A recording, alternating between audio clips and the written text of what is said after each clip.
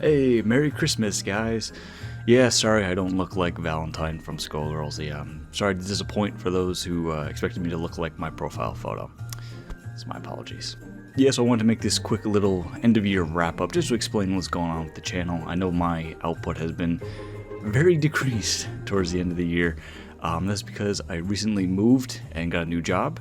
So it's been a lot of moving back and forth, a lot of settling in, and stuff like that, so I really haven't had a lot of time to be playing fighting games. Thankfully though, I did escape Jersey. I'm no longer in New Jersey, but my accent will never leave me. But yeah, so the rest of the video I'm just going to do a quick roundup of everything I did this year, talk about some of the videos, talk about some of the stuff that I did, just really give a insight behind the scenes, you know, behind the curtain of what's going on with the channel and everything like that.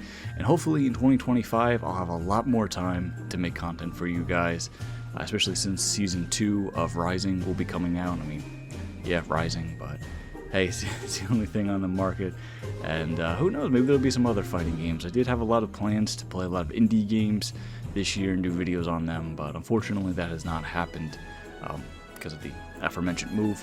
But yeah, hopefully next year I'll have a lot more time. So, without further ado, you know, sit back, relax. You know, I got the nice fireplace going in the background, just somewhere around here. There's a fireplace, and yeah, let's just take it easy. So as we move through the year, we'll start at the very first video uploaded this year, which was the Asylum of the Granblue Rising guest book. When I made that video, the guest book was kind of a joke, kind of a meme, and it still is after all this time. It really is. So nothing's really changed there, but as a nice, quick, short little video, I thought it was a good way to start the new year. So yeah, it was a little thing. Now, the second video of the year was the Returning to Patient Zero. That was when I returned to Guilty Gear Strive to play it, because I haven't played it.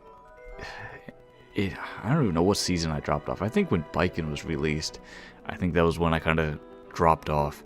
So to re-enter the game and to like see all the new characters and to see like where the tiers are, which haven't really moved since I played it. I mean, there was another big balance update since I played that video, so I don't know where the tiers are now. Last time I played, Happy Chaos and Nag were the top tiers, and Gold Lewis was like third. So I don't know what it is now. I don't even know who the new characters are. All I know is that they added Lucy from Cyberpunk. So I don't know if she's out yet. I mean, if she's out, maybe I'll do another follow-up video, you know, Returning to Patient Zero, 28 days later style. So yeah, that was my return to Strive. Next video was, it's pronounced Tekken, was my Tekken 8 review. Yeah, Tekken 8, you know, I mean, it's Tekken. This is what I said in the video. I mean, Tekken doesn't really surprise anymore. It's just been mostly the same, just with better graphics, updates, and characters. Yeah, I mean, there's no surprises. It's like I said in the video, going from like Street Fighter 5 to Street Fighter 6, that was like a huge change, a whole shift in direction. From going from Tekken 7 to Tekken 8, it's pretty much the same game, you know? So, if you liked Tekken 7, then you'll like Tekken 8. If you didn't like Tekken 7, then you're not going to like 8. It's as simple as that. Tekken doesn't really evolve anymore. But I think when you're 8 games into the series, I don't think there's really much you can do to, you know, shake things up. A Crab for a Sword is my first Granblue video of the year. That's when I was playing Lucifer, trying him out. You know, I really liked him as I thought I was going to main him, but at the time of recording, he wasn't that good. That has changed massively now. Now he's one of like the top tiers. They really changed him. They really buffed him. But at the time, he wasn't that great of a character. But you know, I thought I could maybe put him in as like a secondary and behind Avatar Belial. So yeah, that was very interesting playing as him, and now he's top tier. So I feel justified playing him before he was top tier. 2B Soft Pillows, of course, that is when 2B entered the scene, being the most annoying character to fight and being extremely overpowered. Yeah, she got knocked down a peg a little bit, but yeah, the first couple weeks dealing with 2B and Granblue, that was a nightmare. That was a pain in the ass. Not gonna lie. Crossing Fate 2024, that was my review, my retro review of BlazBlue Cross Tag Battle, and it's actually the closest one to my original style of how I used to do videos, because now a lot of my reviews, you know, is very in-depth, well, not in-depth, but it's very structured with it, and this one, the BlazBlue one, was very loose fitting, and I could just kind of talk and make jokes and just say whatever. And that was the kind of video like I used to do way back, you know, if you remember my old Granblue reviews and stuff like that. So that was one of my favorite videos this year. I really liked my Cross Tag Battle review, and I mean, I just liked Cross Tag Battle in general. It's a shame that we never got that third season, but yep, what can you do? How to fix Granblue Fantasy vs. Rising, one of my controversial videos. I mean, I feel like every time I try to, you know, throw out some ideas and suggestions of how to fix a game, I get flamed for it, but you know, it's understandable. You know, my brilliance is just too, you know, it's not for the common man. You just don't understand, you know, the 4D chess I'm playing and try to fix these games. They really didn't change much with it since I made that video 9 months ago, so I mean, I don't think they're ever going to change. I think Rising is going to be Rising, and you know, you just got to live with it at that point. Classic uncensored Skullgirls in Japan. This is when I was in Osaka. I was there this year for about a week and a half, and I came across this arcade, which I'm pretty sure Anime Illuminati covered. I found that out later, but they had a cabinet where there's just a bunch of games on it, and one of them was Skullgirls, the original, the uncensored, the good version of Skullgirls, without you know, all the revisions and stuff that they made to it. Obviously, you lost a bunch of characters. You know, it's just like very base, like stock, second encore, nothing else to it. But it was nice seeing that at least somewhere the original Skullgirls lives on. And that was a good trip to Osaka, which comes up later in one of these videos. Can you play Rising without losing the will to live? That was another short little video I did. This was back when Nier was extremely OP and just a terrible matchup, especially for Avatar, before Avatar got a little kick upwards. Yeah, no, I still don't like fighting Nier. I mean, she's a lot better now than what she was. Avatar's a lot better now too, compared to where he was, so I don't know. Every time I play Rising, though, I still kind of lose the will to live, so I'm not 100% sold on that. 8-winged low-tier angel, the Avatar Belial experience. This is just me talking about Avatar, you know, because I'm the best Avatar player this side of the Mississippi, although I haven't defended that title in some time, so somebody probably already took it from me. But yeah, that's just me just going through everything and playing the game, you know, making it as comedic as possible. Really telling you, like, hey, you don't play to win. You play to lose, you know. It's back. Vanguard Princess returns to the FGC. That was me covering the Vanguard Princess R, which we have had no information on since that was shown because of the copyright legal battle that is currently going on in the background. So, will we see this game? Probably not. I mean, according to all the comments you guys left, apparently it's probably just going to be like an arcade machine. So I guess that will facilitate me going back to Japan once again to play some Vanguard Princess R. But until then, Vanguard Princess, like I said, I have a love-hate relationship with the game, but in recent times, I think it's a good game. The last good, Dead or Alive 5, last round. This is like another retro.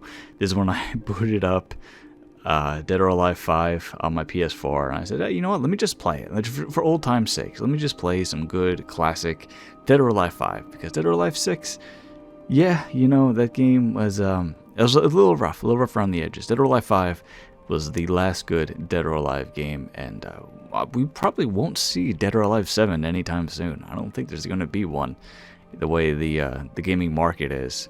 I mean, if you want to see why, just check out my Skullgirls is over video and just read those comments. You know, and people are saying about that.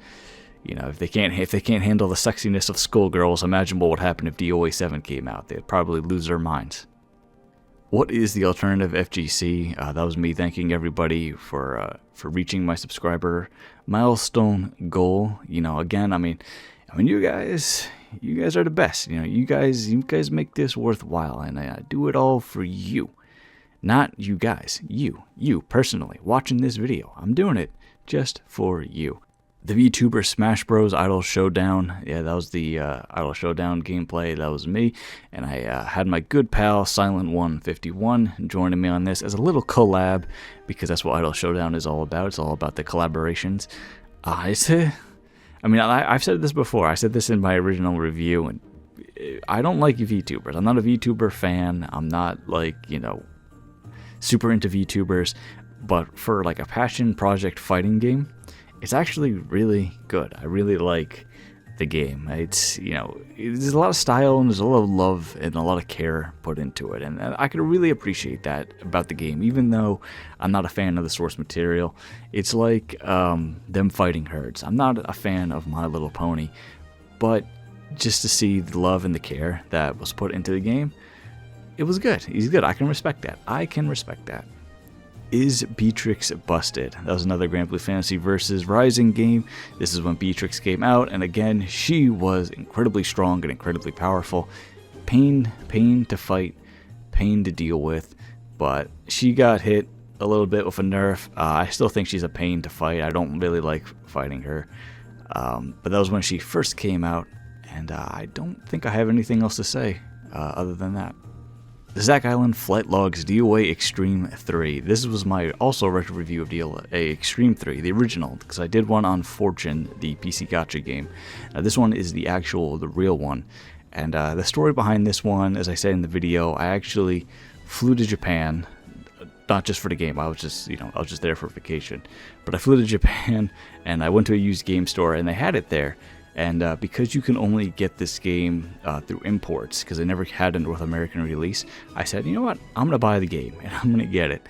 And I got it, and I played it, and it was very hard. Not because the game is hard. I mean, the game, it's DOA Xtreme 3. It's super easy. But because I could not read the menus, because you got to get the Hong Kong version, and that one gets you the English text. This is the straight up Japanese. You need to know Japanese to play this game effectively. So I got to a point where I got pretty good at hiragana and I got pretty good at katakana. So I could read the menus just a little bit, just to have an idea of what I was doing. I did do the live stream of that game a while back for the 4th of July, or was it Memorial Day? I can't remember. I want to say Memorial Day because that makes more sense in my head. But yeah, it was a good game. Again, we'll never see another one like it. So, we never did. It never came up to North America. So yeah, we did never see a game like this again. Non-corporate thoughts about 2XKO. This was me reviewing the alpha for 2XKO. Very excited for this game. I think it's actually going to be a really good game. Project L, or 2XKO as it's now known. It'll always be Project L in my heart. That's just how, for the last couple of years, that's how we've referred to it, as Project L. So 2XKO is going to take a little bit more time to get used to. But yeah, I'm really excited for the game. I think it's going to be really good, especially with the tag. I didn't think it was going to work out all that well when I first heard about it, but now actually playing it in the alpha, the tag is actually really good. It's actually really fun too. So that's nice. I like that. So I'm really looking forward to Project L when that comes out in 40 years. And then the final game of the year before I went dark, Hot MILFs in Your Area. This is when Versusia came out for Granblue. A very interesting character. I quite liked playing as her. She was pretty good. She's gotten crazy now. Other people have had a lot of time to mess with her and do with the text, so she's pretty up there in the tier list. I would put her as maybe my third character. Avatar, Belial, Lucifer, and then Versusia. She's a very interesting character. She does a lot of damage. She's got a lot of health. She's massive. So. Just all the great attributes of a very good character. But yeah, that was the last Granblue video that I made of the year. The last video I made of the year. So yeah, is it a good way to go out? Probably not. Probably had a lot more stuff I could have done. But hey, next year, I gotcha. So here we are currently with the subscriber count, 6,297 subscribers. Obviously, this has gone down quite a bit since I haven't uploaded anything in a while. So yeah, I'm not too surprised that there was a big drop off here. But this time next year, let's shoot for 10K. Let's shoot for 10,000 subscribers. That's going to be the goal. That's going to be the mission. So make sure to tell everybody, tell all your friends to like the channel and subscribe, because I need you guys. Well, there you go, guys. That's my channel wrap up for the year. Hopefully I see you all next year for 2025. Got a lot of big things planned, so it should be good. A lot of new fighting games coming out next year, hopefully. Got some indie games coming out, hopefully we get some of that. But yeah, guys, just have yourself just a Merry Christmas and a Happy New Year, and I'll see you all next time.